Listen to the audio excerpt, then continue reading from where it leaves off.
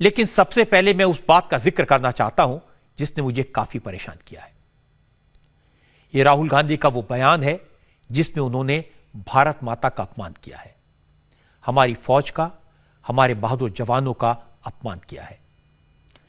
जिस मिट्टी की हम पूजा करते हैं, जिसे अपनी मां मानते हैं, राहुल गांधी ने उस मिट्टी का मान भी नहीं रखा। प्रधानमंत्री नरेंद्र मोदी के खिलाफ बोलने के चक्कर में,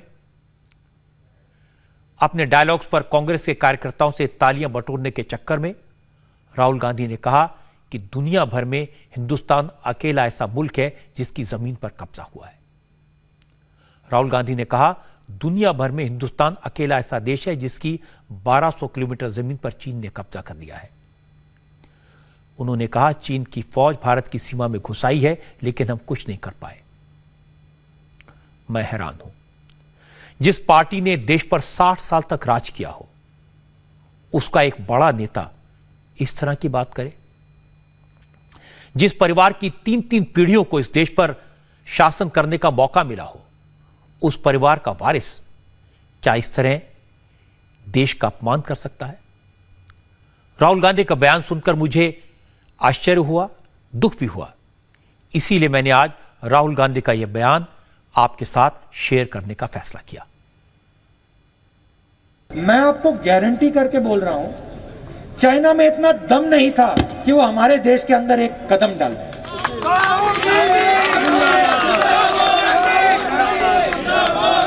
आज देखिए, बात समझिए। दुनिया में एक ही देश है, आज पूरी दुनिया में एक ही देश है जिसके अंदर कोई और देश की सेना आई, 1200 स्क्वायर किलोमीटर ले गई और कायर प्रधानमंत्री कहता है कि इस देश की जमीन किसी ने नहीं ली। एक ही देश है भैया, पूरी दुनिया में एक ही देश है जिसकी जमीन हड़पी गई है, हिंदुस्तान। और ये अपने आप को देशभक्त कहते हैं। प्रधानमंत्री अपने आप को देशभक्त कहता है और पूरा देश जानता है कि चाइना की सेना हिंदुस्तान के अंदर। कैसा देशभक्त है ये? मैं आपको बता रहा हूं, हमारी सरकार होती ना, उठा के फेंक देते चाइना को बाहर। 15 मिनट नहीं लगते।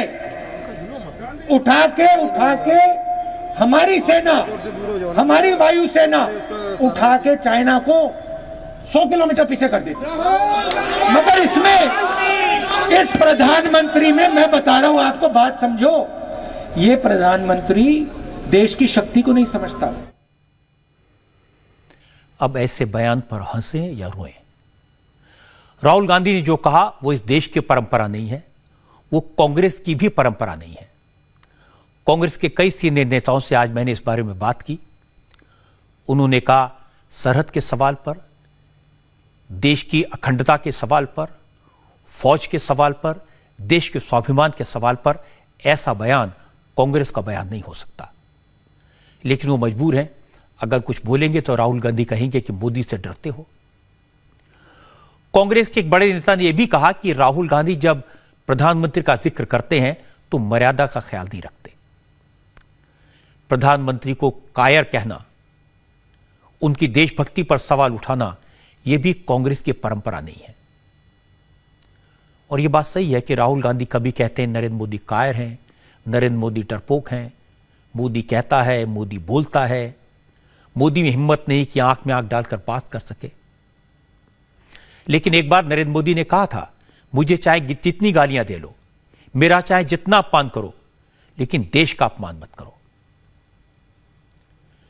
मैं भी ये कहता हूं कि राहुल गांधी नरेंद्र मोदी की आलोचना करें, ये उनका अधिकार है, सवाल पूछें, उनका हक है। लेकिन देश की एकता और अखंडता पर सवाल उठाना, यह देश का अपमान है, भारत माता का अपमान है। ये वो कैसे कर सकते हैं? हमारे यहां तो कहा गया कि जननी जन्मभूमिश्च स्वर्गादपि गरीयसी। हमारी जो धरती माता है, ये स्वर्ग से भी बड़ी है, महान है। हमारे लिए भारत माता कोई जमीन का टुकड़ा नहीं है, यहां की मिट्टी हमारी मां है। इसका अपमान बर्दाश्त नहीं किया जा सकता। कोई राहुल गांधी से पूछे उन्हें यह ज्ञान कहां से मिला? किसने बताया कि चीन ने हमारी 1200 किलोमीटर जमीन पर कब्जा कर लिया और हमारी फौज देखती रह गई? किसने राहुल गांधी को बताया कि चीन की फौज हमारी सरहद में घुस आई और हमारी फौज ने उसे रोका नहीं? इस सरकार ने नहीं कहा, यह सेना ने नहीं कहा, फिर राहुल गांधी को कहां से पता चला? क्या फिर से रात के अंधेरे में वो चुपचाप चीन के एम्बेसडर से मिलने गए थे? क्या चीन ने उन्हें जानकारी दी? राहुल गांधी ये भी बता देते कि उन्हें यह किसने बताया कि चीन ने हमारी जमीन पर कब्जा कर लिया है और हम कुछ नहीं कर पाए? राहुल गांधी को गलवान में हमारे 20 बहादुर जवानों की शहादत को नहीं भूलना चाहिए। यह भी नहीं भूलना चाहिए कि मातृभूमि के एक एक इंच की रक्षा के लिए हमारे बहादुर जवान -50 डिग्री टेम्परेचर में बर्फ के बीच अपनी जान की बाजी लगाकर दिन रात पहरा देते हैं, देश की रक्षा करते हैं। हम कभी सोच भी नहीं सकते कि हमारे ऐसे बहादुर जवानों के रहते देश की 1 इंच जमीन भी कोई दुश्मन ले सकता है। बात तो उल्टी है। आज चीन को इस बात की परेशानी है कि भारतीय फौजें सरहद पर डोमिनेटिंग पोजीशन में हैं, उन चोटियों पर बैठी हैं जहां से वो चीन पर नजर रख सकती हैं। इसलिए हमारे देश के बहादुर जवानों को, हमारी फौज को बार बार सलाम करना चाहिए। उनकी शक्ति पर, उनकी ताकत पर, उनके बलिदान पर भरोसा रखना चाहिए। देश प्रेम क्या होता है, शहादत क्या होती है, देश के लिए, भारत माता के लिए देश के बच्चे बच्चे के दिल में क्या भावना है, यह जानने के लिए राहुल गांधी को यह वीडियो देखना चाहिए जो मैं आपको दिखाऊंगा। छोटा सा वीडियो है। एक सैनिक का छोटा सा बेटा अपने शहीद पिता को तिरंगे में लिपटे देखकर, उनके शव को देखकर रोता नहीं है। वो पिता की शहादत को सलाम करता है, पिता के पार्थिव शरीर के सामने खड़े होकर भारत माता की जय का नारा लगाता है। की जय, भारत माता की जय, भारत माता की जय, भारत माता की जय,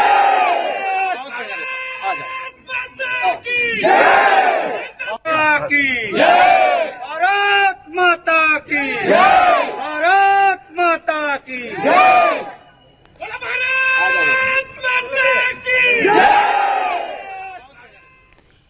ये रायबरेली की तस्वीर है, सोनिया गांधी की कॉन्स्टिट्यूंसी की तस्वीर है। इस बच्चे के पिता कश्मीर में आतंकवादियों से मुकाबला करते हुए शहीद हो गए।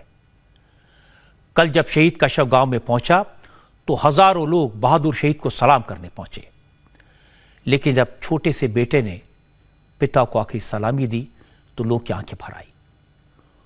पूरा इलाका भारत माता की जय के नारों से गूंज उठा।